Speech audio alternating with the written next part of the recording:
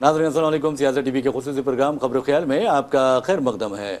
मैं मोहम्मद रियाज अहमद और आप अच्छी तरह जानते हैं कि हम इस प्रोग्राम के ज़रिए आपको न सिर्फ मुकामी खबरों से वाकिफ़ करवाते हैं बल्कि उस पर तबसरा भी करते हैं और अपने ख्यालात भी ज़ाहिर करते हैं। इसी तरह इलाक़ाई ख़बरों पर और फिर इसके साथ साथ कौमी ख़बरें और आलमी ख़बरों पर भी हम नज़र रखते हैं और उस बारे में भी आपको पूरी तरह वाकिफ़ करवाते हैं। नाज़रीन, जहाँ तक खबरों का ताल्लुक़ है, आप अच्छी तरह जानते हैं कि कल यानी 15 फरवरी को कोलंबो में यानी श्रीलंका के कोलंबो में हिंदुस्तान और पाकिस्तान का तारीख़ी मैच होगा और इस मैच को लेकर ज़बरदस्त तैयारियाँ कर दी गई हैं और मैं समझता हूं कि सट्टेबाज जो हैं वो सट्टा लगाने पर भी बिल्कुल आगे बढ़ गए हैं। वैसे भी आप अंदाज़ा कीजिए कि अगर हिंदुस्तान पाकिस्तान का मैच होता है तो ना सिर्फ हिंदुस्तान पाकिस्तान या फिर बांग्लादेश या श्रीलंका में उस मैच को बड़ी शौक से देखा जाता है बल्कि सारी दुनिया में उसको बड़ी शौक से देखा जाता है। और आपको ये बता दूं कि जहां पर ग्राउंड में हज़ारों की तादाद में शायकीन क्रिकेट मौजूद होते हैं, चाहे वो पाकिस्तान के हामी हों या हिंदुस्तान के हामी हों, तो उसके अलावा ऑनलाइन जो मैच का मुशाहिदा करने वाले होते हैं उनकी तादाद करोड़ों में पहुंच जाती है। तो बहरहाल नाज़रीन, आपको बता दें कि कल हिंदुस्तान और पाकिस्तान का T20 वर्ल्ड कप का अहम तरीन मैच है और इस मैच की वजह से मैं समझता हूं कि आईसीसी को कम अज़ कम यानी इंटरनेशनल क्रिकेट काउंसिल को कम अज़ कम 174 मिलियन $174 मिलियन का फ़ायदा होगा। वैसे भी नाज़रीन, आपने देखा कि किस तरह पाकिस्तान ने इनकार कर दिया था बांग्लादेश के साथ हम आहंगी का इजहार करते हुए, और आपने ये भी देखा कि कैसे आईसीसी मजबूर हुई पाकिस्तान को से दरख्वास्त करने के लिए। पाकिस्तान को आईसीसी के नायब सदर पाकिस्तान पहुंचे थे और पाकिस्तान पहुंचने के बाद उन्होंने दरख्वास्त की थी कि पाकिस्तान को आईसीसी का अंडर यानी T20 वर्ल्ड कप खेलना चाहिए। तो बहरहाल मुत्तहिदा अरब इमारात ने भी दरख्वास्त की थी, फिर श्रीलंकन क्रिकेट बोर्ड ने तो ख़ास तौर पर और हुकूमत श्रीलंका ने ख़ास तौर पर पाकिस्तान से दरख्वास्त की थी कि वो 15 फरवरी को कोलंबो में हिंदुस्तान के ख़िलाफ़ अपना मैच खेले। और आपने देखा कि श्रीलंका के जो सदर हैं उन्होंने बतौर ख़ास हुकूमत पाकिस्तान से दरख्वास्त की और फिर पाकिस्तान ने हाँ कर दी। और उसके बाद आपने देखा कि कैसे हालात बदले। और यकीन मानिए नाज़रीन कि अगर हम क्रिकेट को, हम अगर हॉकी को, हम फुटबॉल को या किसी दूसरे खेल को अगर सियासी रंग देंगे या सियासत का यानी लिबादा पहनाएंगे तो नफ़रत के अलावा और कुछ नहीं पैदा हो सकती है। ऐसे में आपको बता दूं कि खेलों का जहाँ तक ताल्लुक़ है, खेल या स्पोर्ट्स जो होते हैं वो लोगों में हम आहंगी पैदा करते हैं, लोगों में मोहब्बत पैदा करते हैं, क़ुर्बत पैदा करते हैं और इस क़ुर्बत के ज़रिए मैं समझता हूँ कि मुख्तलिफ ममालिक अमन की राह पर गामज़न हो सकते हैं। वरना आप अंदाज़ा कीजिए कि सिर्फ नफ़रत ये बहुत गलत चीज़ है, इससे हमें दूर रहना चाहिए। बहरहाल अब अंदाज़ा कीजिए कि हिंदुस्तानी टीम ने पाकिस्तान को कल शिकस्त देने के लिए पूरी तरह तैयारी कर ली है, मनसूबा बना लिया है। और दूसरी तरफ पाकिस्तान ने भी ऐलान कर दिया है कि हम हिंदुस्तानी टीम के लिए मनसूबा तैयार कर रखे हैं। अब देखना है कि कौन जीतता है कौन हारता है, लेकिन मैं यही चाहता हूँ और हम भी ये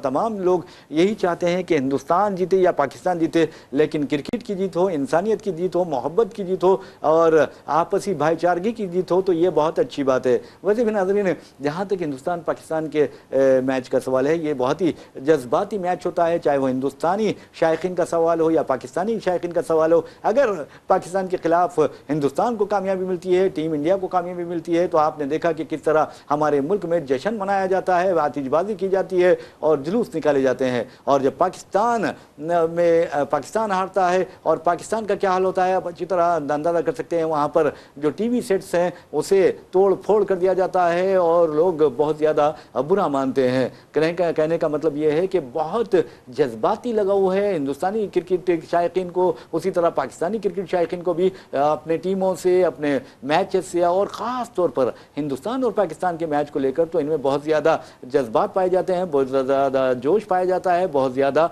वलवला पाया जाता है। बहरहाल नाज़रीन, एक और ख़बर की तरफ हम आपको लिए चलते हैं। और आप अच्छी तरह जानते हैं कि रियासत तेलंगाना में पहले तो ग्राम पंचायत इंतखाबात मुनक़िद हुए और कांग्रेस ने शानदार मुजाहरा किया। कांग्रेस हुकूमत यानी रेवंत रेड्डी हुकूमत इख्तिदार में आने के 2 साल बाद फिर बल्दी इंतखाबात किए गए, यानी 116 जो है बल्दियात और 7 कारपोरेशन यानी 123 अर्बन लोकल बॉडीज़ के जो इंतखाबात अमल में आए उसमें कांग्रेस ने शानदार मुजाहरा किया है। लेकिन जहाँ तक BRS का सवाल है, BRS का भी मुजाहरा शानदार रहा है, क्योंकि BRS इख्तिदार में भी ना रहते हुए जिस अंदाज انداز میں اس نے اپنی موجودگی کا احساس دلایا ہے، اپنی سیاسی گرفت مضبوط ہونے کا احساس دلایا ہے، وہ اس بات کا ثبوت ہے کہ BRS ابھی زندہ ہے۔ تو بہرحال آپ اندازہ کیجئے کہ مقابلہ کہیں پر دو طرفہ رہا تو کہیں سے فریقی مقابلہ رہا، یعنی تکونا مقابلہ رہا کانگریس میں بی جے پی اور BRS کے درمیان، اور MIM بھی اپنی موجودگی کا احساس دلاتی رہی۔ ویسے ناظرین جہاں تک آپ کو بتا دوں کہ 123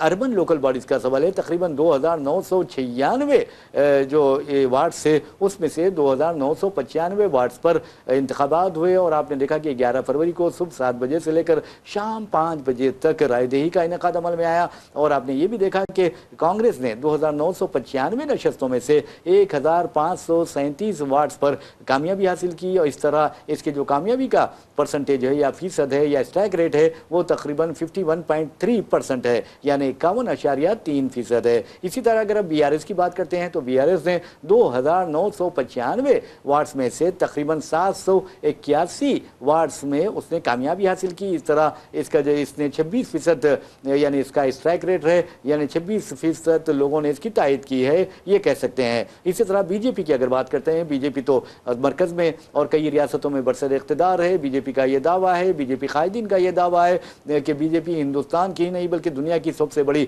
سیاسی جماعت ہے، اور اس کی جو ممبرشپ ہے اس کی بنیاد پر بی جے پی یہ دعویٰ کرتی ہے۔ لیکن آپ کو بتا دوں کہ تلنگانہ میں اس کا زیادہ اثر دیکھا نہیں گیا۔ بی جے پی کے 2995 وارڈز میں سے صرف بی جے پی نے 336 وارڈز میں کامیابی حاصل کی۔ اس کا مطلب اس کا جو کامیابی کا فیصد ہے وہ تقریباً 11.2% رہا ہے۔ اسی طرح مجلس اتحاد المسلمین کے باعث کہا جاتا ہے کہ کریم نگر میں اور نظام آباد میں اور مختلف مقامات پر کانگریس کو نقصان پہنچا ہے، اور اس سلسلے میں یہ کہا جا رہا ہے کہ MIM نے 2990 نشستوں میں سے یا وارڈز میں سے 70 وارڈز پر کامیابی حاصل کی، اور اس کی کامیابی کا فیصد جو ہے وہ 2.3% رہا ہے، یعنی 2.3% رائے دہندوں نے اس کی تائید کی ہے۔ اور اگر انڈیپینڈنٹ کی بات کریں گے ناظرین تو انڈیپینڈنٹ یہ امیدواروں نے ریاست تلنگانہ کے بلدی انتخابات میں شاندار مظاہرہ کیا ہے۔ تقریباً 183 انڈیپینڈنٹ یعنی آزاد امیدوار منتخب ہوئے ہیں۔ اس کا مطلب یہ ہے کہ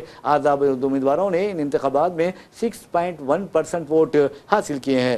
دوسری جماعتوں کی اگر بات کرتے ہیں تو آپ کو بتا دوں کہ آل انڈیا فارورڈ بلاک ہو یا دوسری جماعتیں چھوٹی چھوٹی جماعتیں ہیں، اس کے 75 امیدواروں نے کامیابی حاصل کی ہے۔ اور جہاں تک CPIM کا سوال ہے، CPIM نے 13 نشستوں پر یا 13 وارڈز پر کامیابی حاصل کی ہے، اور آپ یہ بھی اچھی طرح جانتے ہیں کہ کس انداز میں آزاد امیدواروں نے بہت اچھی کامیابی حاصل کی ہے، اچھی طرح مظاہرہ کیا ہے، اور ان کے مظاہرے کو، ان کے پرفارمنس کو یادگار مظاہرہ قرار دیا جا رہا ہے۔ اور ایک اہم بات آپ کو بتاتا ہوں، بلدی انتخابات میں تیلگو دیشم نے بھی حصہ لیا تھا۔ کئی وارڈز پر تیلگو دیشم نے اپنے امیدوار یعنی چندرا بابو نائیڈو کے کئی امیدواروں نے مقابلہ کیا تھا۔ اسی طرح جنا سینا پون کلیان جو ڈپٹی چیف منسٹر ہیں آندھرا پردیش کے، ان کے بھی امیدواروں نے اس مقابلے میں حصہ لیا تھا۔ لیکن آپ کو بتا دوں کہ اس قدر اثر و رسوخ رکھنے کا دعویٰ کرنے والے پون کلیان ہو، چندرا بابو نائیڈو ہو، جن کی بیساکھی پر بی جے پی حکومت ٹھہری ہوئی ہے مرکز میں، تو بہرحال آپ کو یہ بتانا ضروری ہے کہ TDP اور جنا سینا کا ایک بھی امیدوار کامیاب نہیں ہوا۔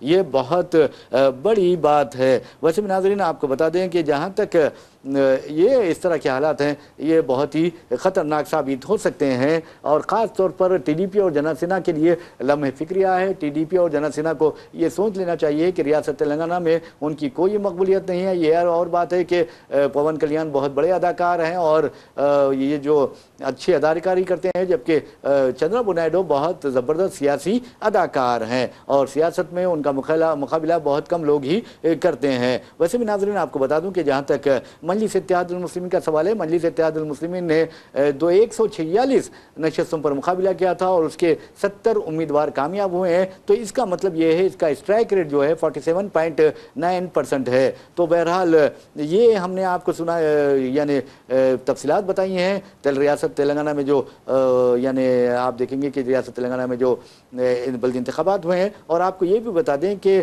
جہاں تک مرد امیدواروں کا تعلق ہے، مرد امیدواروں کی تعداد 1300 356 बताई गई है कामयाब होने वालों में, और ख़वातीन जो हैं उन वो कामयाब हुई 1638। अदर्स जो हैं वो एक कामयाब हुआ है। लेकिन जहाँ तक डॉक्टर्स का सवाल है, कामयाब उम्मीदवारों में 4 डॉक्टर्स हैं और 334 ऐसे हैं जिन्होंने ज़्यादा तालीम हासिल नहीं की है, जबकि पोस्ट ग्रेजुएट्स जो उम्मीदवार थे उन कामयाब होने वाले उनमें 6.5% है। इसी तरह अगर आप देखेंगे कि जहाँ तक ग्रेजुएट्स का सवाल है, वो ग्रेजुएट्स की तादाद 476 है। इसका मतलब ये हुआ कि 15.9% जो कामयाब उम्मीदवार हैं वो ग्रेजुएट हैं। और नाज़रीन आपको ये बता दें कि अगर ज़ात पात के हिसाब से देखा जाए, क्योंकि सोशल इंजीनियरिंग इंतखाबात में बहुत ज़्यादा अहमियत रखती है, और इसके लिए हम आपको ये बताना चाहते हैं कि जहाँ तक दर्ज फहरिस्त कबाइल यानी ST का सवाल है, तकरीबन 219 यानी उसके उम्मीदवार कामयाब हुए हैं, और SC के 53% उम्मीदवार कामयाब हुए हैं, BC के 55.4% उम्मीदवार कामयाब हुए हैं। ये बहुत बड़ी बात है। और वैसे भी नाज़रीन, जहाँ तक बल्दी इंतखाबात की हम बात करते हैं तो फिर हम बात करेंगे बल्दी इंतखाबात की भी कि आखिर करीमनगर में क्या हो रहा है, निज़ामाबाद में क्या हो रहा है। करीमनगर और निज़ामाबाद के बारे में आपको ये बताना ज़रूरी है कि करीमनगर और निज़ामाबाद में ऐसा लगता है कि ख़ास तौर पर निज़ामाबाद में तो मैच टाई हो गया है, लेकिन BRS का जो एक कारपोरेटर मुंतखब हुआ है, अब तमाम की नज़रें उस पर मरकूज़ हो गई हैं। अब देखना यह है कि BJP के जो अगर एक ऑफिशियल मेंबर्स के भी अगर वोटर्स को मिलाए जाएं तो BJP के जो अरकान की तादाद बनती है 33, और फिर कांग्रेस या MIM की बात कर ली जाए तो उनके भी अरकान की तादाद बनती है 33। तो 33 पर हैं, और BRS का जो एक उम्मीदवार कामयाब हुआ है वो अहम किरदार अदा कर सकता है। वो किसी को वही इख्तियार निज़ामाबाद म्यूनसिपल कॉर्पोरेशन पर दिला सकता है और किसी को नहीं भी दिला सकता। तो बहरहाल नाज़रीन, आपको ये बताना ज़रूरी है कि करीमनगर में भी यही हालात है। करीमनगर में अगरचे BJP बड़ी पार्टी बनकर उभरी है, और लेकिन ये कहा जा रहा है कि BJP को इख्तियार से दूर रखने के लिए कांग्रेस, BRS और MIM ने हाथ मिला लिया है, और अब तक हमारे पास जो इतलात आ रही हैं वो यही है। और आपको ये बताना ज़रूरी है कि वहाँ पर MIM को सिर्फ 3 नशस्तों पर कामयाबी मिली, और पिछले के मुकाबले में उसे नुकसान का सामना करना पड़ा। और निज़ामाबाद में MIM ने पिछली मरतबा 16 नशस्तों पर कामयाबी हासिल की थी, इस मरतबा उसे सिर्फ 14 नशस्तों पर इत्तेफाक करना पड़ा है। इस बारे में भी हम आपको दूसरी खबरों के बाद वाकिफ करवाते हैं। लेकिन एक अच्छी बात यह है कि जिस अंदाज में इंतखाबात हुए हैं, जैसा कि मैंने आपको बताया है कि MIM करीमनगर की बात की है तो BJP सबसे बड़ी पार्टी बनकर उभरी है। 28 उम्मीदवारों ने कामयाबी हासिल की है,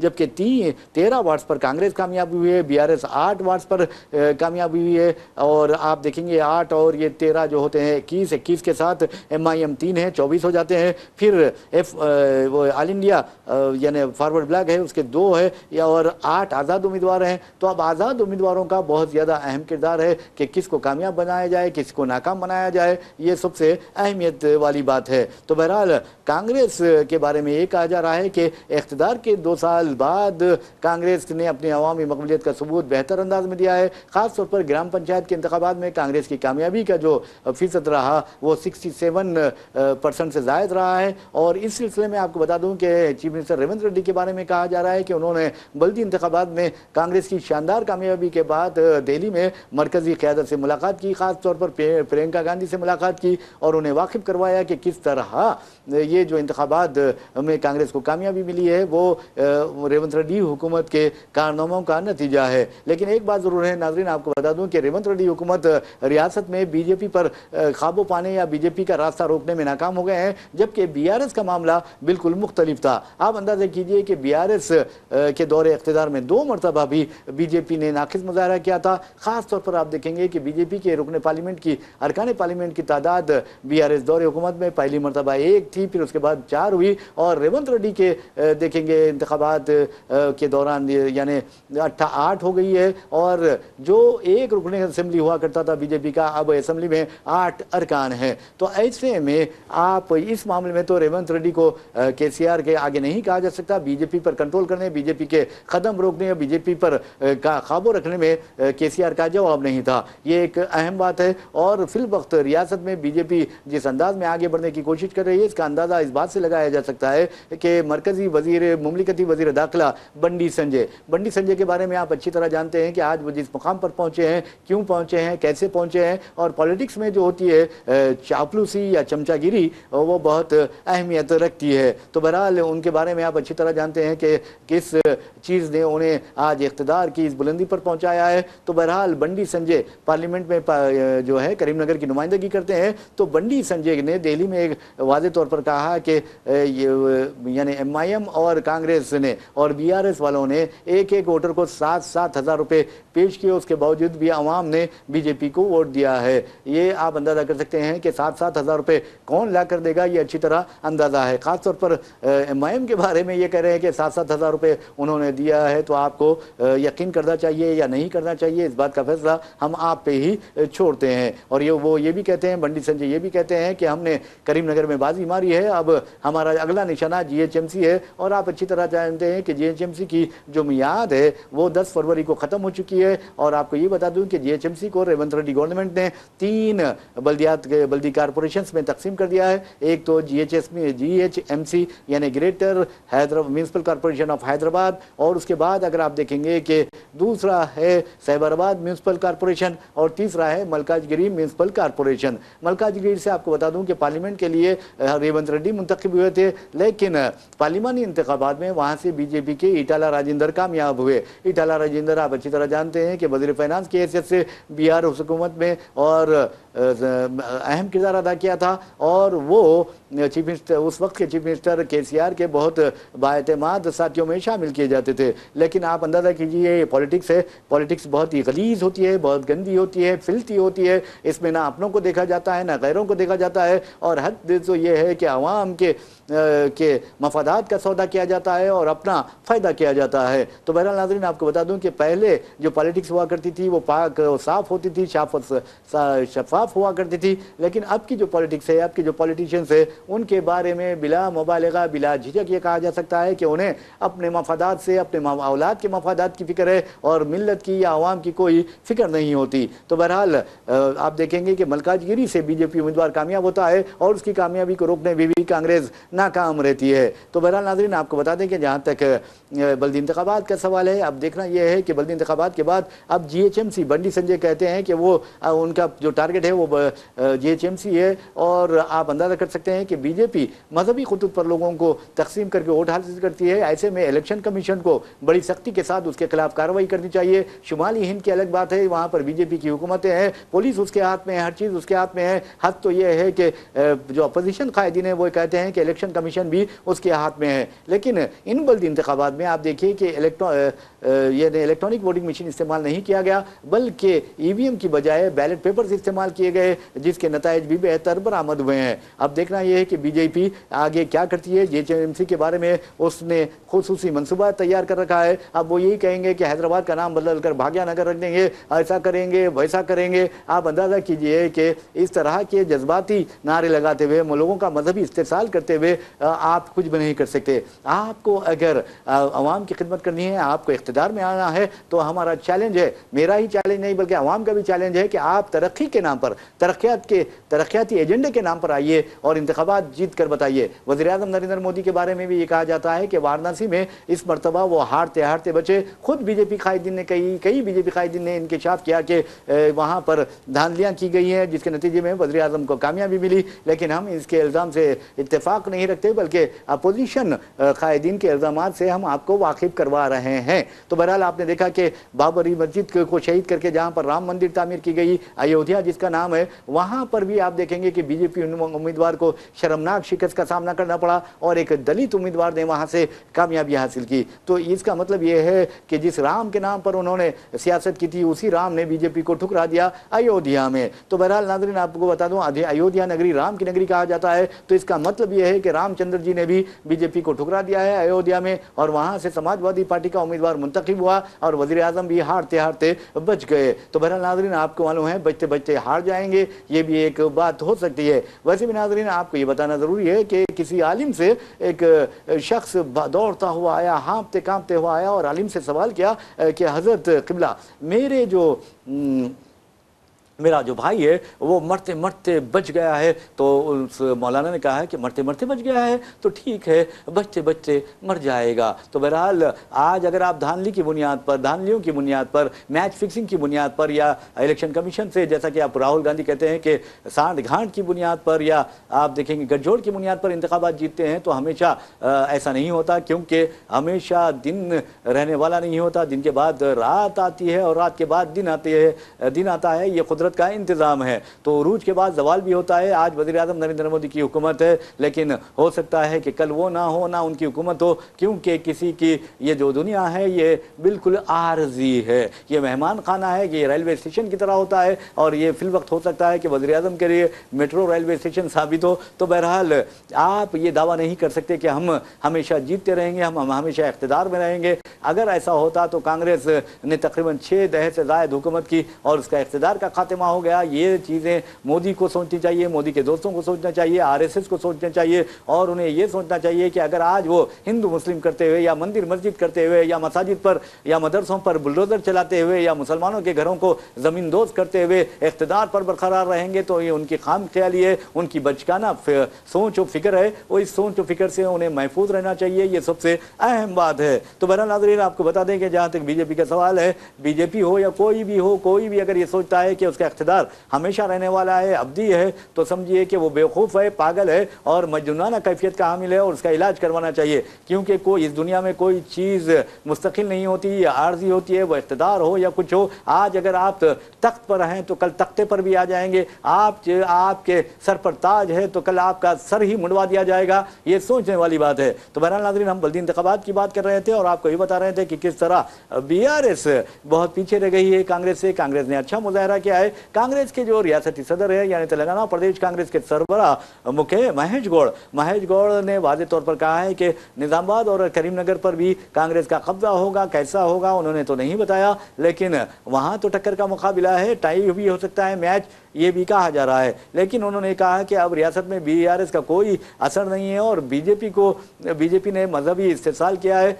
और इसकी वजह से बीजेपी मजहबी इस्तेसाल के बावजूद भी ज़्यादा कामयाबी हासिल नहीं कर चुकी है। महेश कुमार गौड़ ने वाज़ेह तौर पर कहा कि जेडपीसी और एमपीटीसी जो हैं वो उन इंतखाबात में भी कांग्रेस को ज़बरदस्त कामयाबी मिलेगी, उन्होंने ये बात की है। तो बहरहाल नाज़रीन, आपको बताना ये है कि बंडी संजय एक तरफ ये कह रहे हैं कि वो बीजेपी को ताकतवर बनाएंगे, तो दूसरी तरफ महेश कुमार गौड़ कहते हैं कि उन्होंने और उनके कांग्रेस कायदीन ने, चीफ मिनिस्टर के इक़दामात ने कांग्रेस की मकबूलियत में इजाफा किया है, जिसका सबूत ये है कि कांग्रेस ने 1500 से ज़ायद नशस्तों पर, वार्ड्स पर कामयाबी हासिल की है। तो बहरहाल अब देखना ये है कि जीएचएमसी के इंतखाबात कब होते हैं, लेकिन यही कहा जा रहा है कि अप्रैल के बाद ही जीएचएमसी के इंतखाबात होने वाले हैं। दूसरी तरफ जैसा कि करीमनगर में मैंने कहा कि बीजेपी सबसे बड़ी पार्टी बनकर उभरी है, तो ऐसे में जैसा कि बीजेपी ने 28 नशस्त वार्ड्स पर कामयाबी हासिल की है, कांग्रेस ने 13 पर, फिर बीआरएस ने 8 पर, मजलिस इत्तेहादुल मुस्लिमीन ने 3 पर, और फॉरवर्ड एमआईएम ने 3 पर, और ऑल इंडिया फॉरवर्ड ब्लॉक ने 2 पर, और आज़ाद उम्मीदवारों ने 8 वार्ड्स पर कामयाबी हासिल की है। तो अब ये कहा जा रहा है कि करीमनगर में कांग्रेस, बीआरएस और एमआईएम ने हाथ मिलाया है बीजेपी को इख्तिदार से दूर रखने के लिए। अब देखते हैं कि वहाँ पर क्या होता है, लेकिन अगर ऐसा होता है तो रियासती सियासत में एक नया भूचाल आएगा, एक नई तब्दीली रोनुमा होगी। तो बहरहाल नाज़रीन, आपको बता दें कि कांग्रेस का ये शानदार मुजाहरा रहा है। लेकिन एक और ख़बर की जानिब हम आपको लिए चलते हैं। इस खबर का ताल्लुक़ है रियासत तेलंगाना में ही नहीं बल्कि सारे हिंदुस्तान में जो नफ़रत आमेज़ या नफ़रत अंगेज़ आप देखेंगे कि बयानात जारी किए जा रहे हैं, हेट स्पीचेस जारी किए जा रहे हैं, और हिंदू मुस्लिम किया जा रहा है, ख़ासतौर पर मुसलमानों को और ईसाइयों को निशाना बनाया जा रहा है। इस मामले में अगर कोई सारे हिंदुस्तान में बदनाम हुआ है, जलील हुआ है, रुस्वा हुआ है, और जिसको मलून कहा गया है, वो है चीफ मिनिस्टर आसाम हिमंता बिस्वा शर्मा। बेचारा क्या समझता है पता नहीं है, और उनके बारे में कहा जाता है कि वो बेचारे ओहदे वज़ारत उज़्मा पर फायज होना चाहते हैं, वज़ीर आज़म बनना चाहते हैं, और उन्हें अंदाज़ा है कि गुजरात में क्या हुआ, किस कसाई ने मुसलमानों का कत्लेआम किया था, किसकी हिदायत पर ये हालात हुए थे, संजीव भट्ट ने क्या कहा था, वो अच्छी तरह जानते हैं। और मुसलमानों के कत्लेआम के बाद अगर अंदाज़ा कीजिए कि किस तरह वहाँ मुस्लिम लड़कियों को खेतों में ठहरा कर उनकी इस्मतें लूटी गई थी, किस तरह एक कमसीन बच्चियों को तक यानी शहीद कर दिया गया था, ख़वातीन की इस्मत रेजियाँ की गई थी। उसके बावजूद भी आप देखेंगे कि वो हेमंता बिस्वा शर्मा समझते हैं कि इस तरह के कसाई को आला ओहदा आसानी से मिल जाता है। तो बहरहाल वो अपना हीरो वज़ीर आज़म नरेंद्र मोदी को समझते हैं, लेकिन बेचारा ये चड्डी जो पहनकर पैदा हुआ था, उसकी जो पैदाइश हुई थी कांग्रेस के नर्सिंग होम में हुई थी। तो बहरहाल उस कांग्रेस के नर्सिंग होम में पैदा होने के बावजूद भी अचानक वो ज़ाफ़रानी रंग इख्तियार कर लेता है। और वजह यह है कि उसके दामन पर बेशुमार रुश्वत सितानी के बदनामियों के धब्बे लगे थे। ये हम नहीं कह रहे हैं बल्कि कांग्रेसी कायदीन कहते हैं। तो बहरहाल उसके बाद वो जैसा कि ममता बनर्जी कहती है कि बीजेपी के पास बदनवान करप्ट जो अनासिर हैं, रुश्वतखोर जो अनासिर हैं, मुल्क के ख़जाने को जो नुकसान पहुंचाते हैं, अवामी मफादात को, सरकारी मफादात को, हिंदुस्तान के मफादात को जो नुकसान पहुंचाते हैं, ऐसे लोगों के लिए एक वाशिंग मशीन है और उस वाशिंग मशीन में उन्हें डाल दिया जाता है और फिर वो उनका दामन और वो बिल्कुल तौर पर साफ होकर निकलते हैं। तो बहरहाल आप अंदाज़ा कीजिए कि चीफ मिनिस्टर आसाम के बारे में कहा जाता है कि वो खुजली में मुब्तला हैं, क्योंकि जब भी आप देखेंगे कि वो खुजाते रहते हैं और कहाँ कहाँ खुजाते हैं ये भी आप देख सकते हैं। कई ऐसे वीडियोज़ मंजरेआम पर आए हैं और अफसोस की बात यह है, बल्कि शर्म की बात यह है कि कई खातून IAS ऑफिसर्स के सामने भी वो इस तरह की हरकत करते हुए शर्माते नहीं। तो बहरहाल उनकी खुजली से या उनकी बीमारी से हमें कुछ लेना देना नहीं है। हर किसी के लिए तो हम यही तमन्ना रखते हैं कि हर कोई अच्छी सेहत रहे उसकी और वो आवाम की खिदमत करे। तो बहरहाल नाज़रीन आपको बता दूं कि हेमंता बिस्वा शर्मा बहुत ज़्यादा जलील हुए हैं, रुसवाए ज़माना है और ख़ास तौर पर उनकी नज़र ओहदे वज़ारत उज़्मा पर फायज़ है और वो सोच रहे हैं कि गुजरात में जिस तरह कत्लेआम करके लोग ऊंचाई पर पहुंचे हैं, वो भी आसाम में इसी तरह की हरकतें करते हुए बुलंदी पर पहुंच जाएंगे। लेकिन उनका मुकाबला चीफ मिनिस्टर उत्तर प्रदेश योगी आदित्यनाथ से है, वो भी उनसे कम नहीं है। अगर ये एक मस्जिद पर बुलडोजर चलाते हैं तो योगी आदित्यनाथ कई मसाजिद पर कब्जा करवाने की या फिर उसे मंदिर साबित करने की कोशिश करवाने की साजिशें रचते हैं। ये मैं नहीं कर रहा हूँ बल्कि आम मुसलमान कहते हैं। तो बहरहाल नाज़रीन आपको ये बताना ज़रूरी है कि किस तरह के हालात हिंदुस्तान में पैदा किए गए हैं और आप ये भी अच्छी तरह जानते हैं कि हालिया अरसे के दौरान एक AI जनरेटेड वीडियो मंजर आम पर आया है। जिस तरह इस खुजली बाबा को हमारे चीफ मिनिस्टर आसाम को उनके हाथ में एक बंदूक बताई गई है और वो एक दाढ़ी वाले और एक टोपी पहने दो मुसलमानों पर करीबी या फासले से बंदूक चलाते हुए उन्हें दिखाया गया है। और जब उन पर शदीद तनकीदें की गई तो बीजेपी के हैंडल्स पर यह जारी करदा वीडियो हज़फ कर दिया गया। तो आप देखेंगे कि ये कितने बुज़दिल भी होते हैं और किस तरह के मुस्लिम दुश्मन भी होते हैं, लेकिन उन्हें अंदाज़ा नहीं है कि जुल्म जब तक करोगे और जालिम जो है कितना जुल्म करेगा, मजलूम कितना सहेगा। एक मरतबा अगर मजलूम उठ खड़ा हो जाए तो आज वीडियो जनरेटेड आप पोस्ट में आप देख रहे हैं कि हेमंता बिस्वा शर्मा के हाथ में जो बंदूक नज़र आ रही है वो दो मुसलमानों को मार रहे हैं। वो बंदूक भी AI जनरेटेड वीडियो में उन मुसलमानों के हाथ में भी नज़र आएगी। तो अब उनका क्या होगा यानी हेमंता बिस्वा शर्मा का, ये आप अच्छी तरह जानते हैं। तो बहरहाल ये जो हकीकी तौर पर हो या वीडियो AI जनरेटेड हो, ये बहुत गलत बात है। किसी के साथ इस तरह का रवैया अख्तियार नहीं करना चाहिए। और बहरहाल नाज़रीन आपको बता दूं कि असदुद्दीन अवैसी ने भी इनके खिलाफ FIR दर्ज करवाने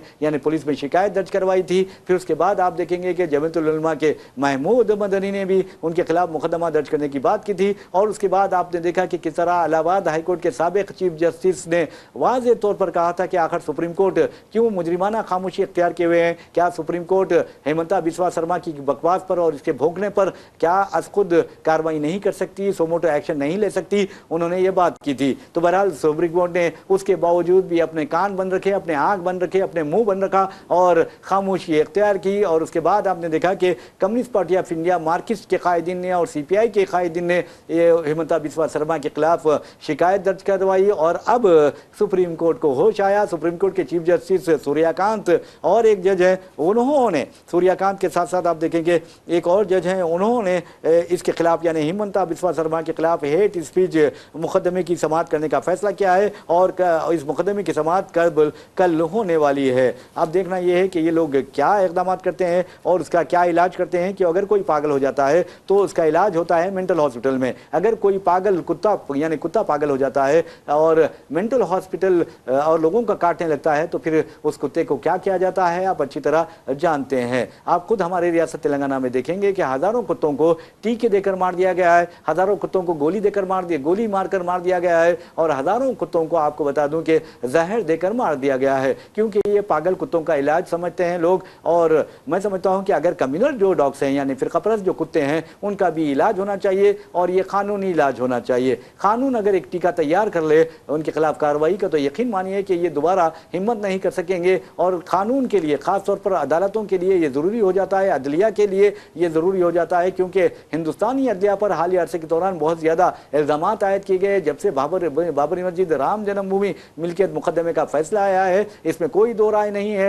ये जानिबदारी पर मबनी फैसला था और आप देखेंगे कि अकीदे की बुनियाद पर, फेथ की बुनियाद पर वो फैसला दिया गया। और आज तक जिस बाबरी मस्जिद की तामीर की इजाज़त दी गई थी, बाबरी मस्जिद के आगे के करीब एक मस्जिद तामीर करने के लिए, आज तक वो मस्जिद मुकम्मल नहीं हुई है और मुझे ऐसा लगता है कि बीजेपी हुकूमत में वो मुकम्मल भी नहीं हो सकेगी, क्योंकि जहाँ पर तासुब होता है, जानिबदारी होती है, वहाँ पर ऐसा ही होता है। और आपको बता दूं कि सुप्रीम कोर्ट ने अपने फैसले में ये कहा था कि बाबरी मस्जिद को शहीद किया गया था, तो सवाल ये पैदा होता है कि जिन गुंडों ने, जिन यानी सियासी कायदीन ने, जिन अनासिर ने और जिन मुल्क दुश्मन कौम दुश्मन अनासिर ने उस मस्जिद को शहीद किया था, क्या उनके खिलाफ कोई कार्रवाई की गई? नहीं की गई। क्या उनके खिलाफ जो मुकदमात थे क्या उसे वापस नहीं ले गया, नहीं लिया गया, दस्तबरदारी इख्तियार नहीं की गई? की गई। और ये किसके इशारों पर की गई ये भी सोचने वाली बात है। तो इसका मतलब है कि मुसलमानों से नाइंसाफी हुई है। और आपको बता दूं कि जिस वक्त ये बेंच फैसला देता है सुप्रीम कोर्ट का, उसका जो चीफ जस्टिस था रंजन गोगोई के बारे में आप जाकर देखिए कि वो पार्लियामेंट में बैठा हुआ है और राज्यसभा का मेंबर बना दिया गया है। तो इसका मतलब ये है क्या सौदेबाजी नहीं हुई है, क्या इसको इनाम नहीं दिया गया? तो यकीन मानिए अगर कोई जज इस तरह की गलती करता है तो उसको सख्त से सख्त सजा देनी चाहिए और उसके जो पिछले फैसले हैं उसका भी जायजा लेना चाहिए। तो बहरहाल नाज़रीन आपको बता दूं कि हम सलाम करते हैं इलाहाबाद हाई कोर्ट के साबिक चीफ जस्टिस को, जिन्होंने सुप्रीम कोर्ट की मुजरमाना खामोशी का जिक्र करते हुए कहा कि ये बकवास कर रहा है मुसलमानों के खिलाफ, अक़लियतों के खिलाफ और बेचैनी पैदा कर रहा है, नफरत की बातें कर रहा है। तो क्यों उसके खिलाफ सुप्रीम कोर्ट आज खुद नोटिस नहीं लेती, क्यों सुप्रीम कोर्ट सो मोटो एक्शन नहीं लेती? ये बात उन्होंने कही थी। तो क्या सुप्रीम कोर्ट का यह फर्ज नहीं बनता कि इस तरह के वाकयात जिसके जरिए हिंदुस्तान में अक़लियतों को निशाना बनाया जा रहा है उनके खिलाफ कार्रवाई नहीं की जा सकती? ये सबसे अहम बात है। बहरहाल नाज़रीन आपको बता दें कि जहाँ तक इस तरह के वाकयात का ताल्लुक है, ये वाकयात हिंदुस्तान में अदलिया के गैर जानिबदारी पर भी या गैर जानिबदारी पर भी सवाल उठाते हैं। इस मामले में अदलिया को साफ और शफाफ किरदार अदा करना चाहिए, वरना अकीदे की बुनियाद पर, इत्तेकाद की बुनियाद पर, फेथ की बुनियाद पर फैसले नहीं दिए जाते। पहले इन्हें मैं समझता हूँ कि माहिरीन कानून को ये सोच लेना चाहिए, तमाम जजेस को ये सोच लेना चाहिए कि फैसले दलाइल की बुनियाद पर दिए जाते हैं, फैसले सबूत की बुनियाद पर दिए जाते हैं, फैसले शवाहिद की बुनियाद पर दिए जाते हैं। ये होता है इंसाफ। अगर आप अकीदे की बुनियाद पर ये करेंगे, अरे भाई वो रो रहा था मैंने उसके हक में फैसला दिया, तो ये फैसले जज्बात की बुनियाद पर नहीं दिए जाते, फैसले दलाइल की बुनियाद पर दिए जाते हैं। तो बहरहाल ये उम्मीद करते हैं कि सुप्रीम कोर्ट कार्रवाई करेगा हेमंता बिस्वा शर्मा को और उसे बताएगा कि हिंदुस्तान में कम्युनल डॉग्स है, जो कम्युनल कुत्ते हैं यानी फिरकापरस्त कुत्ते भौंक रहे हैं, उनके खिलाफ कार्रवाई करना बहुत जरूरी है, उनका इलाज करना जरूरी है, उसी तरह जिस तरह पागल कुत्तों का इलाज किया जाता है। तो बहरहाल नाज़रीन पागल कुत्तों का इलाज तो आप देखेंगे कि मुख्तलिफ अस्पतालों में किया जाता है, लेकिन इस तरह के कम्युनल डॉग्स या फिरकापरस्त पागल कुत्ते हैं उनका इलाज मैं समझता हूं कि अदालतों में किया जाना चाहिए और ऐसा किया जाना चाहिए कि दोबारा ये पागल कुत्ते भौंकने से भी खासिर हो जाएं या माजूर हो जाएं। तो बहरहाल अब देखना यह है कि कल इसके खिलाफ मुकदमे की समाअत हो रही है और चीफ जस्टिस सूर्यकांत और चेतन जॉय माला बागची जो हैं वो इस मुकदमे की समाअत करेंगे। और आपको ये बता दें कि जैसा कि मैंने आपको बताया है कि CPIM और CPI के कायदीन ने ये दरखास्त दाखिल की थी और कहा था कि हेमंता बिस्वा शर्मा के खिलाफ FIR दर्ज की जाए। तो बहरहाल नाज़रीन हेमंता बिस्वा शर्मा ने भी कहा है कि मुझे पता भी नहीं है उस वीडियो के बारे में, वैसे भी वीडियो डिलीट कर दिया गया है। अरे मेरे भाई आपको पता नहीं है तो इसका मतलब यह है कि आपको ओहदे चीफ मिनिस्ट्री पर फायज रहने का हक भी नहीं है। तुम्हारी अपनी पार्टी है, बीजेपी के सरकारी हैंडल से ये वीडियो जारी किया जाता है और इस बेचारे को पता नहीं चलता, तो इसका मतलब यह है कि बीजेपी कायदीन स्टूडेंट भी इस पर एतमाद नहीं करते, इस पर भरोसा नहीं करते और हो सकता है इसको धोखेबाज समझते होंगे, इसीलिए इसको पता भी नहीं है। तो कहने का मतलब यह है कि आप ये कहता है कि मैं मियाँ को निकाल कर रहूँगा, दरअंदाज़ों को निकाल कर रहूँगा। अरे मेरे भाई, अगर आप चीफ मिनिस्टर हैं और या मरकज़ में और रियासत में आपकी हुकूमतें हैं, तो फिर अगर दरअंदाजी हो रही है बांग्लादेशी तो कौन जिम्मेदार है? इसके लिए मोदी हुकूमत जिम्मेदार है, इसके लिए मोदी जिम्मेदार है, इसके लिए अमित शाह जिम्मेदार है, इसके लिए राजनाथ सिंह जिम्मेदार है, इसके लिए हिमंता बिस्वा शर्मा जिम्मेदार है। फिर अगर आप कहते हैं कि दरअंदाजी हो रही है तो इसका मतलब आप नाअहल है, आप किसी काम के काबिल नहीं है, और वैसे भी आप काम के काबिल नहीं है, जिससे अंदाजा होता है इसलिए कि आपके जो बयानात होते हैं वो तवज्जो हटाने के लिए होते हैं। हकीकी मसाइल आसाम के जो दरपेश हैं, आवाम के जो मसाइल दरपेश हैं, उसको हल करना आपका काम है। लेकिन आप अजीब व गरीब बयानात देते हुए ये समझ लेते हैं कि मुसलमानों को गाली दे दो तो फिर तरक्की और सियासी तरक्की की बुलंदियों पर पहुंच जाओगे। लेकिन एक बात याद रखो, ऐसा वक्त भी आएगा, इस कदर गिरोगे, नीचे गिरोगे कि दोबारा उठ नहीं पाओगे। तो बहरहाल नाज़रीन, एक और खबर की जानिब हम लिए चलते हैं। उस्मानिया यूनिवर्सिटी हिंदुस्तान ही नहीं बल्कि आपको बता दूं कि आलम सारी दुनिया के बावखार यूनिवर्सिटीज़ में इसका शुमार होता है। अब क्या हो रहा है ये तो अंदाज़ा आप भी लगा सकते हैं। तो बहरहाल नाज़रीन, दुनिया की पहली उर्दू यूनिवर्सिटी उसे कहा जाता था। 1968 तक भी कानून की जो तालीम होती थी वो उर्दू में हुआ करती थी। और आपको ये बता दूं कि रियासत मुत्तहदा आंध्र प्रदेश में आपको बताना ज़रूरी है कि MBBS का जो पहला बैच निकला था वो भी उर्दू मीडियम था, उसका भी मीडियम ऑफ इंस्ट्रक्शन उर्दू था। तो बहरहाल उस्मानिया यूनिवर्सिटी में तलबा एहतजाज कर रहे हैं। एक तो आपको बता दूं कि सिलेबस कंप्लीट नहीं हुआ है, उसके लिए एहतजाज किया जा रहा है, और दूसरा एहतजाज इस बात के लिए किया जा रहा है, यूनिवर्सिटी ग्रांट्स कमीशन ने हालिया अरसे के दौरान इक्वालिटी यानी एक रेगुलेशंस जारी किए थे, उसके खिलाफ ब्राह्मण और आलाजात के हिंदू आगे आ गए। और आपको बता दूं कि मंडल कमीशन पर तो कुछ नहीं किया गया, और आप देखेंगे तलाक़ सलासा पर लाखों की तादाद में मुस्लिम खवातीन मंजर आम पर आ गई थी, रोडों पर निकल आई थी, हुकूमत के खिलाफ नारे लगाए थे। CAA के खिलाफ आप देखेंगे कि किस तरह मुसलमानों ने सारे हिंदुस्तान में ज़बरदस्त एहतजाज किया था। शाहीन बाग के एहतजाज ने तो आलमी सतह पर अपनी तवज्जो अपनी जानिब खींच ली थी। तो आपको बता दूं कि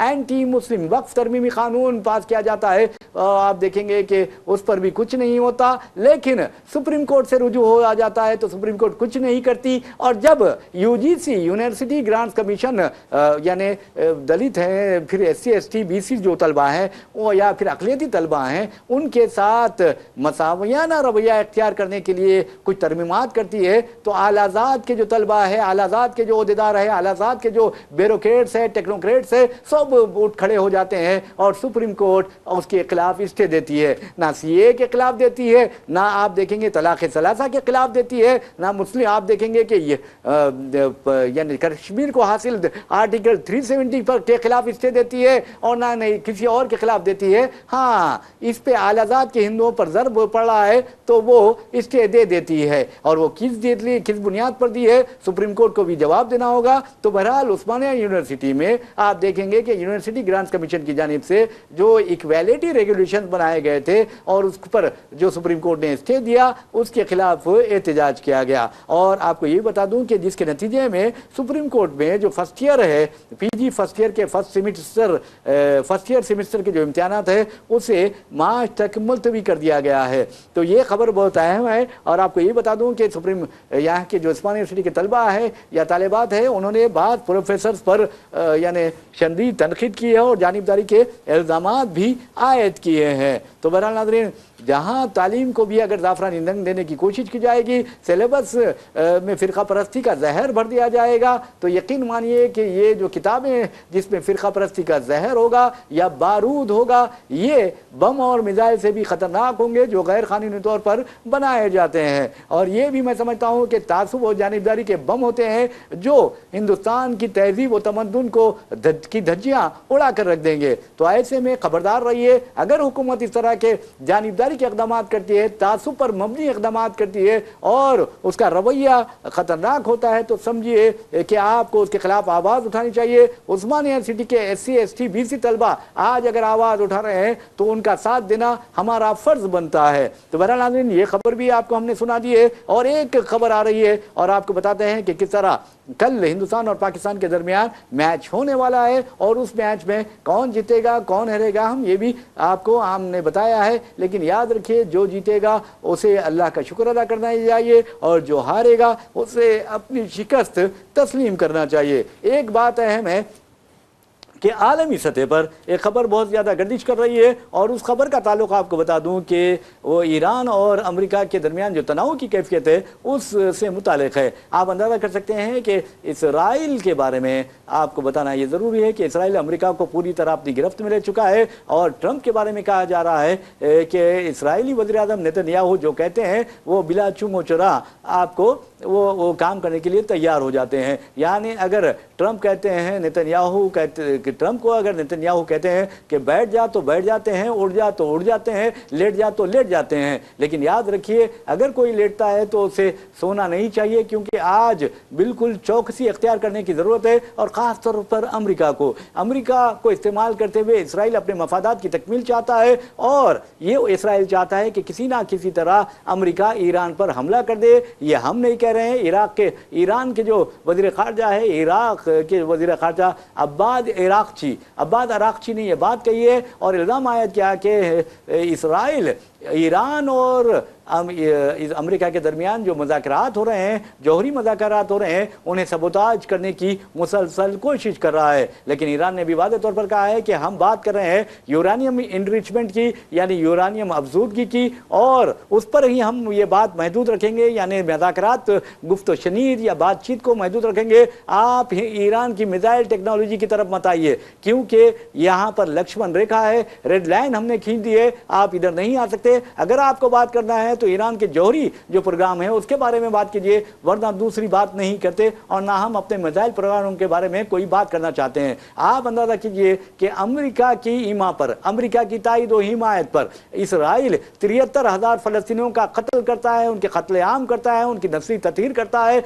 और आप ये देखेंगे कि थर्मोबैरिक जो बम होते हैं जिसमें यह कहा जा रहा है कि कम से कम 3,000 फलस्तीनी हवा में तहलील हो गए, ना उनका खून दिखाई दिया, ना उनके गोश्त के लुथड़े दिखाई दिए, ना उनकी हड्डियां कहीं दिखाई दी, बल्कि ये राख के ढेर में तब्दील हो गए। तो आप अंदाजा कीजिए उसकी वजह यह है कि ये जो बम है, थर्मोबैरिक बम, वो इंतहाई खतरनाक होता है। अमेरिका और यूरोपीय ममालिक ने इसराइल को सप्लाई किया था, तो ये भी अमेरिका और यूरोपीय ममालिक भी फलस्तीनियों के कातिलों में शामिल है और उनको भी सजा दी जानी चाहिए, उनके खिलाफ भी पाबंदी आयद करनी चाहिए। जिस तरह ईरान पर पाबंदी आयद की गई है मुख्तलिफ बहानों से, झूठे बहानों से, 45 वर्षों से ईरान पाबंदियों का सामना कर रहा है। अब अंदाजा कीजिए कि इंसानियत को तबाह करने वाले ये बम अमेरिका इसराइल को सप्लाई करता है, यूरोपीय ममालिक इसराइल को सप्लाई करते हैं, तो क्या आलमी इदारों का, आलमी हुकूमतों का यह फर्ज नहीं बनता कि वो इस तरह के ममालिक के खिलाफ पाबंदी आयद करे? क्या अमेरिका दुनिया का चौधरी बना हुआ है, सुपर पावर कहता है? यकीन मानिए कि अमेरिका से डरने घबराने की कोई जरूरत नहीं है।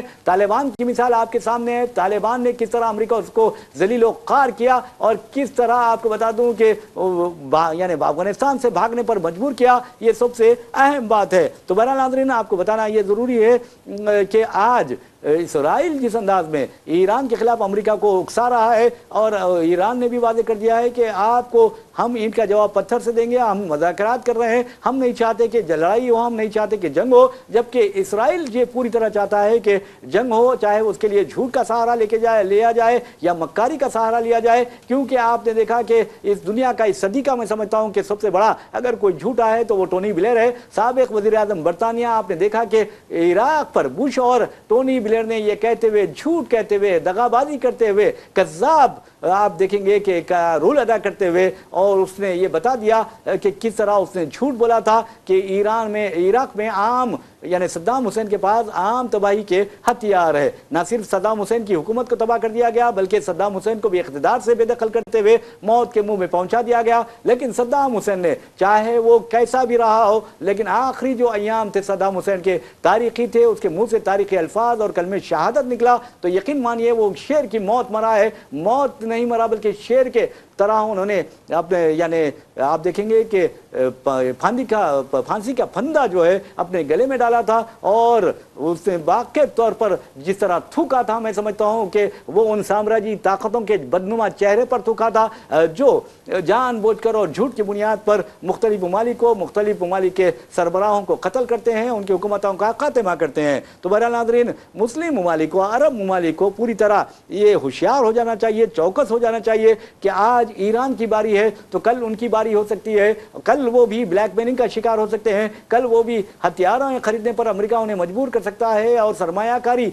उनके ममालिक में करने पर मजबूर कर सकता है और उनकी जो जमा करदा दौलत है वो अमेरिका हड़प सकता है। ये सोचने वाली बात है और ये सोच कौन सकता है जिसमें मोमिन की फरासत हो, और मोमिन की जिसमें फरासत होती है वो आप अंदाजा कीजिए मोमिन की फरासत का हामिल कोई भी हुक्मरान अमेरिका के आगे नहीं झुक सकता, बल्कि अमेरिका को झुका सकता है उसी तरह जिस तरह शाह फैसल ने अमेरिका को झुकाया था, अमेरिका के इत्तेहादियों को झुकाया था और अफगानियों ने अमेरिका और उसके एक नहीं दो नहीं 40 से ज़ायद इत्तेहादियों को झुकाते हुए उनकी इज्जतें आलमी सतह पर नीलाम कर दी थी। और आपने देखा कि किस तरह जलील कार होकर दुम दबाकर अमेरिका अफगानिस्तान से भागने पर मजबूर हुआ। तो बहरहाल नाज़रीन, अब आप देखेंगे कि ईरान ने भी वाज़ेह तौर पर कह दिया है कि आप अगर बात करना है या मुज़ाकरात करना है तो सिर्फ जौहरी यानी मसले पर बात कीजिए, यूरानियम इनरिचमेंट पर बात कीजिए, वरना दूसरी तरफ मत आइए, मिसाइल टेक्नोलॉजी की तरफ मत आइए। जबकि आप देखिए कि इसराइल यानी फ़लस्तीनियों के खिलाफ थर्मोबैरिक बम इस्तेमाल कर रहा है, उसके खिलाफ कोई पाबंदी आयद नहीं की जाती। वो भी एक जौहरी ताकत है और उसने खुफिया अंदाज में कई हालिया अरसे के दौरान यानी उसने कई धमाके भी किए हैं। और आपको बता दूं कि हालिया अरसे के दौरान इसराइल में जो जलजला आया, इसराइल में कभी जलजला नहीं आया था। ये कहा जाता है कि इसराइल ने जौहरी धमाका किया था। आप हथियार, खतरनाक हथियार इस्तेमाल कर रहे हैं और इसके खिलाफ कोई पाबंदी आयद नहीं की जाती, तो ये तासुब और जानिबदारी के सिवा और क्या है। तो बहरहाल नाज़रीन, इस तरह के वाक़यात तो हमारे पास हैं। एक और खबर की जानिब चलते हैं। वो उस खबर का ताल्लुक हमारे पड़ोसी मुल्क बांग्लादेश से है। बांग्लादेश के जो BNP के सरबराह हैं तारिक रहमान, जो खालिदा जिया मरहुमा के बेटे हैं, आपको बता दूं कि BNP को बांग्लादेश पार्लिमानी इंतखाबात में ज़बरदस्त कामयाबी हासिल हुई है। 299 यानी 300 वहाँ पर पार्लिमानी नशस्तें हैं, जिस पर एक नशस्त पर जमात इस्लामी के उम्मीदवार का इंतकाल होने के बाद वो मनसूख कर दिए गए और 999 पार्लिमानी हल्कों में इंतखाबात हुए और BNP ने 209 पर कामयाबी हासिल की। जबकि जमात इस्लामी के बारे में कहा जाता है कि 72 लेकर 78 नशस्तों पर उसे कामयाबी मिली है। आप नाज़रीन ने बता दूं कि जहाँ तक BNP का सवाल है, BNP के सरबराह तारिक रहमान ने कहा कि अब आवाम को डरने घबराने की कोई ज़रूरत नहीं है और कोई उनके खिलाफ आमिराना फैसले नहीं करेगा, आमरीत का मुजाहरा नहीं करेगा, बल्कि अवाम की तरक्की के लिए और अवाम बांग्लादेश की तरक्की के लिए उनकी हुकूमत काम करेगी। उन्होंने ये बात कही है। वैसे भी नाज़रीन, आपको बता दूं कि 18 माह कबल शेख हसीना वाजिद को तलबा की एहतजाज के बायस इक़्तिदार से महरूम होना पड़ा था, ज़वाल से दो चार होना पड़ा था और फिर हिंदुस्तान में पनाह लेनी पड़ी थी। वज़ीर आज़म नरेंद्र मोदी ने उन्हें हिंदुस्तान में पनाह दी। फिलवक्त शेख हसीना वाजिद भी हिंदुस्तान में है और आपको ये बताना ज़रूरी है कि अब ये जिन तलबा ने एहतजाजी मुजाहरे के जरिए शेख हसीना वाजिद की हुकूमत को बेदखल किया था, उन तलबा की पार्टी को सिर्फ 8 नशस्तों पर इक्तफा करना पड़ा। फर्स्ट पोजीशन पर जो है वो BNP के ज़र क़यादत इत्तेहाद है और सेकंड पोजीशन पर जमात इस्लामी के ज़र क़यादत इत्तेहाद है। अब देखना यह है कि हिंदुस्तान क्या BNP से ताल्लुकात इस्तेवार करेगा, बांग्लादेश से ताल्लुकात इस्तेवार करेगा, ये एक अहम सवाल है। इस मामले में अगर अजीत दोवल को छोड़ दिया जाता है मैदान में तो कुछ ना कुछ हिंदुस्तान को कामयाबी मिल सकती है। लेकिन एक बात याद रखिए कि अब बांग्लादेशियों में हिंदुस्तान के बारे में बहुत ज़्यादा नफरत पैदा हो गई है। ख़ास तौर पर मुस्तफ़िज़ुर रहमान को IPL कोलकाता नाइट राइडर से निकालने और वो भी जो फ़िरका परस्त दरिंदों और मजहबी जुनून पसंदों के मुतालिबे पर निकाला गया है, उससे बांग्लादेश के अवाम में हिंदुस्तान को लेकर काफ़ी बरहमी पाई जाती है और ये ताल्लुकात यानी बहाल होना फिल वक्त मुश्किल दिखाई देता है। लेकिन वज़ीर आज़म ने तारिक रहमान को ये मैं समझता हूँ कि अब मुबारकबाद का फ़ोन भी करेंगे और कर भी चुके होंगे, मुझे फिल वक्त अंदाज़ा नहीं है और क्योंकि हम ये न्यूज़ रूम में बैठे हुए हैं। तो आपको ये बता दें कि अब देखना ये है कि वज़ीर आज़म नरेंद्र मोदी किस तरह BNP हुकूमत से ताल्लुकात इस्तेवार करते हैं, क्योंकि उनके बारे में कहा जाता है कि वो शेख हसीना वाजिद के हामी रहे हैं और फिलवक्त शेख हसीना वाजिद जो हैं वो हिंदुस्तान में है और उन्होंने वाज़ेह तौर पर यह भी कह दिया है کہ بنگلہ دیش میں جو انتخابی نتائج آئے ہیں سورہ ایک ڈرامہ ہے، اس کی بات کی طرح کیا یہ ہے۔ ویسے بھی آپ اندازہ کیجئے کہ ہندوستان میں بہت زیادہ ڈرامے بھی ہو رہے ہیں۔ اب حالیہ عرصے کے دوران آپ نے دیکھا کہ کس طرح موہن بھاگوت نے RSS کے 7 سالہ تقاریب کے ضمن میں مختلف علاقوں میں لیکچرز ان کے جاری ہیں، اور بڑی شخصیتیں خاص طور پر جو ڈگنیٹریز ہیں، جو سیلیبریٹیز ہیں، وہ ان کے جلسوں میں، ان کے ریلیز میں، ان کے سیمینارز میں شرکت کر رہے ہیں۔ اور راج ٹھاکرے نے تو کہہ دیا ہے کہ بھگوت کو کچھ نہیں معلوم، صرف ان کے ڈر کے مارے شاہ رخ خان اور دوسرے فلم اسٹارز ان کے سیمینارز میں شرکت کر رہے ہیں۔ بہرحال ناظرین، ایک اسی کے ساتھ ہم اپنا پروگرام خبر و خیال اختتام کو پہنچاتے ہیں۔ اپنے میزبان محمد ریاض احمد کو اجازت دیجیے، انشاءاللہ پھر ملاقات ہوگی، پھر بات ہوگی۔ تب تک کے لیے اللہ حافظ۔